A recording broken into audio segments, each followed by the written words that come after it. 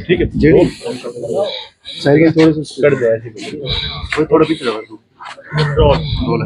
अभी सब आज गुरुग्राम पहुंचे हैं और पूर्व शिक्षा मंत्री के आवास आप पहुंचे, क्या कहना चाहिए?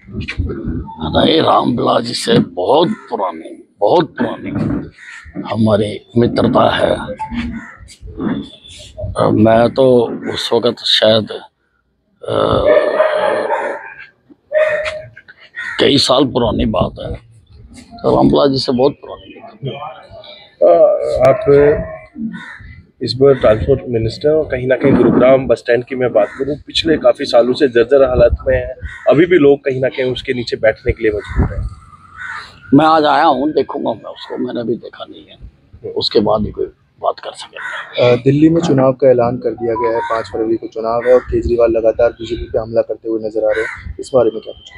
देखिए, हरियाणा में चुनाव जीतकर भाजपा ने जो शंखनाद किया है, हमने अश्वमेध यज्ञ का घोड़ा सारे हिंदुस्तान में छोड़ दिया है। जहां जहां पर चुनाव होंगे भारतीय जनता पार्टी जीतेगी।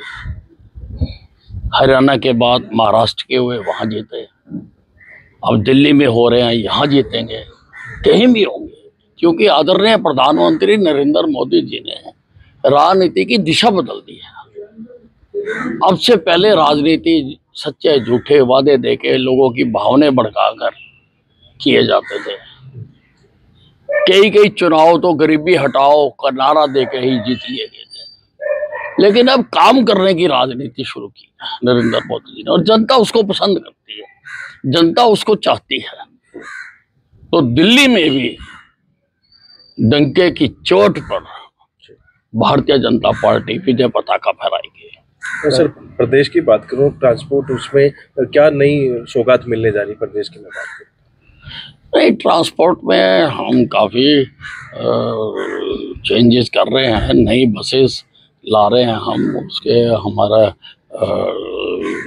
उसका हाई पावर परचेज कमेटी में हो भी चुका है, लगभग 750 बसें नई ला रहे हैं, और सभी बसों का भी मैंने फिटनेस के लिए हम अभी शायद हम कोई इलेक्ट्रॉनिक यहाँ पर सेंटर बना दें, जहाँ पर कि बसें जाकर और पूरी तरह से वो उसकी फिटनेस को चेक किया जा सके। सभी बस स्टैंडों को दुरुस्त किया जा रहा है, सभी जगह पर बस स्टैंडों के ऊपर मैंने कहा कि खान पान की भी ठीक व्यवस्था होनी चाहिए। लोग जाते हैं, कई लोग सफ़र करते हैं, तो मैंने कहा है कि अभी तो शायद मैंने अधिकारियों को कहा कि टूरिज्म से चाहे टाई अप कर लें, कि टूरिज्म से टाई अप करके कि सभी जो बस स्टैंड है वहाँ पर अच्छा स्टैंडर्ड का लोगों को साफ़ सुथरा खाना चाहिए। सफ़र करते हैं, स्टाफ है, स्टाफ को चाहिए।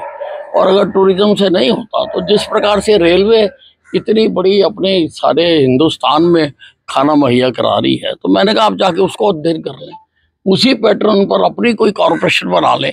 लेकिन ये चीज़ें सुधरनी चाहिए।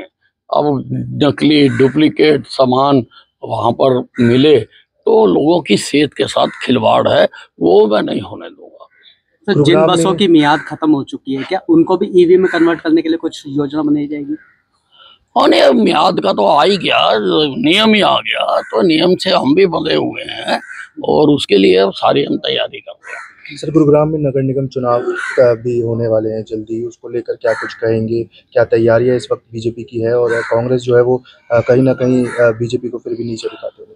देखिए, ऐसा है, कांग्रेस की तो नाम की तो पार्टी है नहीं हरियाणा में।